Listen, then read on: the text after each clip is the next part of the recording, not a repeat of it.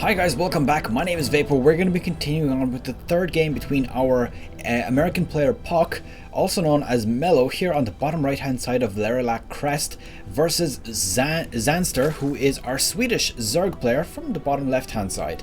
So we're going to be seeing basically a continuation from the 1-to-1 series which we currently have. If you haven't seen the previous missions, please do so. They were quite interesting to see and how the different strategies varied, and basically a bit of lack of scouting pretty much screwed over the other player. So here we go with the third one. Zanster, by the way, won the second game, whereas PuCk won the very first game.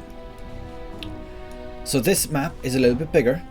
Sorry, a little bit. It's about twice as big as the other map. So there's obviously a similar amount of expansions. Funny enough, something that I noticed actually in Starcraft 2 Legacy of the Void, I'm not quite able to figure out what words I need to say right now. They just don't seem to flow into my head. But anyways, the amount of expansions in all the maps here tends to be a little bit similar, even with different sizes of the maps. So this one, both the players actually looks like they're going to be scouting the wrong way. So that's something to note. Actually, never mind. He actually sent this Overlord first, so he is going to spot the Protoss player first. And that is probably going to work to his advantage. So a double hatchery opening for him before bringing a spawn pool. And actually, look at that. There's an extractor being built even before the spawning pool. So he's expecting absolutely no aggression from the Protoss player. And probably exactly what's going to happen. Just one base beginning, or one base starting. He is going to have that gateway, however, up first. Double gas at the very beginning also. We'll see how this progresses. Now the Overlord is going to come up here. He's probably going to pull it back as soon as it comes into vision. So let's see that. Yep, there it is. He now pulls it back. Now this does see the Overlord, so at this point PuCk is also aware where he is. I mean, he did also bring the drone back. So there we go, we do have that. He sees the timing of the spawning pool going to be finished at about 2 minutes and 30 seconds into the game, maybe a little bit earlier, 25 it looks like, and that's the point where we're going to see the aggression to begin. Now a block off going on here from PuCk, cybernetics core, and another gateway, just to prevent basically a quick run by like this. With this kind of strategy, the Zerg player has to go all the way around like this, possibly behind the mineral line if he blocks off this area here, and then that would result in a lot of time for PuCk to actually react and accordingly defend against it. So he's probably going to leave this Overlord here for a while until there's some air or anti-air units for the Protoss player, and that of course won't be until there's either a cannon, which obviously is very easy to avoid, or there is a stalker up. This Overlord just going around, not quite sure what the purpose of it is. There we go, we do have 2 adepts on the way, going to be spotted by the Overlord though, however, so that's something to note. He'll definitely be ready to fight it off. Now this Mothership core is just patrolling here, not actually sure why this particular area. I would have expected it to be somewhere around here, or maybe even around the ramp to prevent any Zerglings from running in.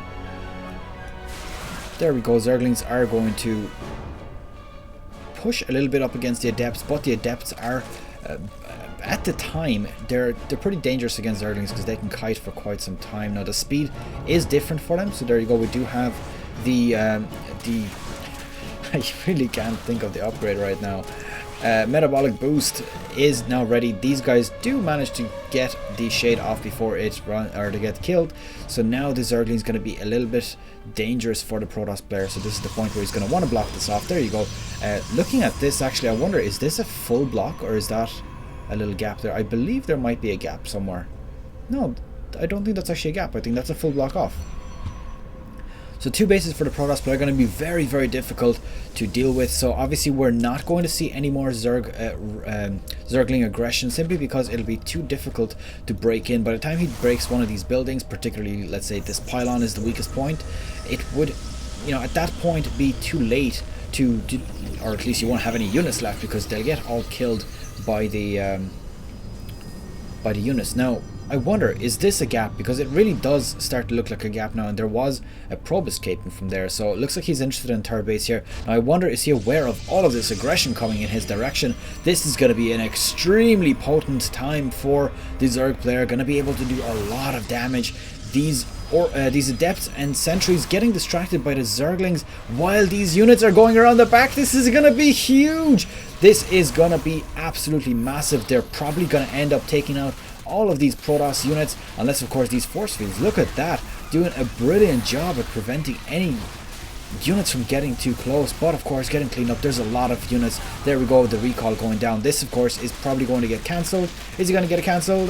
No, he does not manage to get it cancelled. That was actually destroyed. So this could be a crucial moment for Zanster to potentially win this best of 3. As you can see here, full block off. Other than this, I'm not sure if that's a full block, not entirely sure, but this now is going to be open, so the Zerglings are going to be free to run by regardless. Going to be a second pylon going down here. This was a little bit of a mistake from PuCk, using that one pylon, which is the weakest point and the obvious place of engagement, as the powering pylon for the cybernetics core. So a huge engage here. All of the Ravager using their corrosive vial from behind. Still a lot of workers in the field, or in the mineral line. Strange enough, not getting taken out at all, but the units holding out quite strong for PuCk. Very, very good defenses here, good overcharges, and very, very good placement of pylons, other than this one that got destroyed of course.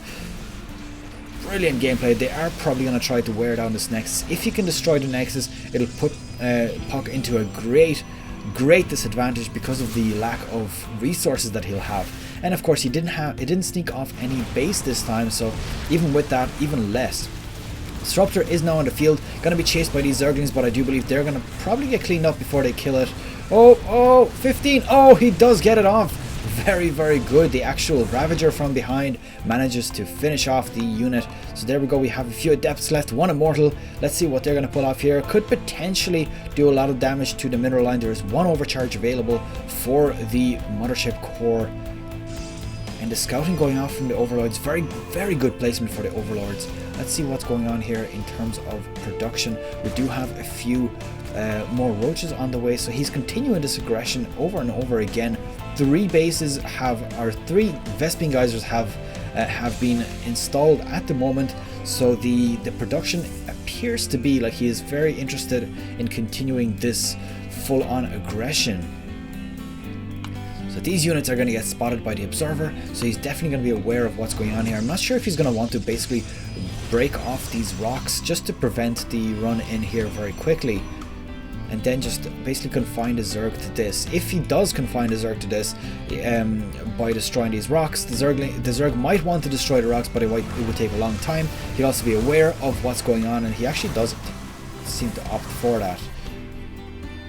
So if he wants to destroy this, it's 2,000 damage, going to take quite a while to destroy it. So at the moment he just has to defend from one side, and this is exactly where he wants to be right now. He's going to want to rush a lot of units though, just to basically defend up against this. Ooh, very nice there, getting a lot of units killed with that Disruptor. Let's see what other interesting play he's going to pull off here. Actually, if you look at this unit, I don't remember, is this a light unit or not? It doesn't actually seem to show here. I think it's a little bit unfortunate. I think it's just biological. It's somewhere in between armored and light.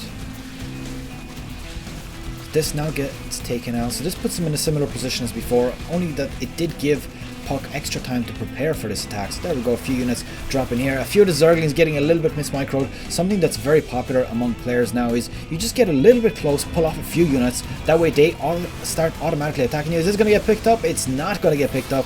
I'm not actually sure where the Warp Prism is, but the good block off here for the Protoss player. Gonna take out all of these units if they're not careful, and at the same time preventing the reinforcements from coming on in here.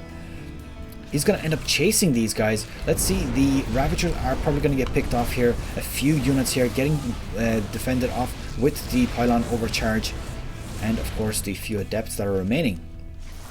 So the Immortal in the back, 14 kills on this. This Immortal is a master at this point. Very, very difficult to deal with, and they're not really focusing him down. Very difficult to actually focus down an Immortal because of the barrier that he has. It's on a, I believe, a 15-second cooldown or something like that, and it absorbs 200 damage. So if you do try to focus it down, it'll basically absorb a bunch of damage and prevent you from killing it very quickly. So you would essentially probably need all of these roaches to attack it at the exact same time to one-shot it. One free Overlord getting taken out, every little bit helps. Not going to supply block them because of course the Zerg players at this point will want to basically overbuild on their Overlords just in case something like this happens. They have the Overlords pretty much scattered all over the map, basically scouting the whole situation. Oh, this is going to be a huge one! Oh, about 6 or 7 roaches going off, and that is that. The early aggression did not pay off for Zanster, calling GG and giving the second win to PuCk, and finishing off the best of 3 series. So the early aggression was actually looking very scary for PuCk, but PuCk held on so well against it, bringing out that Immortal. Let's see what it finished with. 20 kills, not getting it focused down, probably doing a significant amount of damage to the Zerg army, and that was pretty much that. So as you can see here, all of these rushes, it seems to be common across pretty much all races. If you're doing an early rush, even if you're on 3 bases, maybe not for Terran, so maybe this doesn't apply for Terran, but if your rush fails, that's pretty much that for you. You don't have enough to survive against the massive army that is probably going to come as a result from the other player. So that's pretty much that. A best of 3, won by PuCk, also known as Mellow. And I'll end it here. So thank you for watching, guys. I hope you have enjoyed it. Please leave the video a like if you believe it deserves so. Share it on your social media pages if you have any friends that are interested in this kind of stuff. And I'll see you guys in the next video. We'll see who we pick out next. One thing to note, I really want to cast TLO, the little one. I'm actually a very big fan of him since pretty much Wings of Liberty. I've been watching his games quite a lot before, especially when I was following the pro scene back then. So I'll try to get one of those maybe for the next series. So thank you for watching, guys. Good luck. Take care. Bye bye.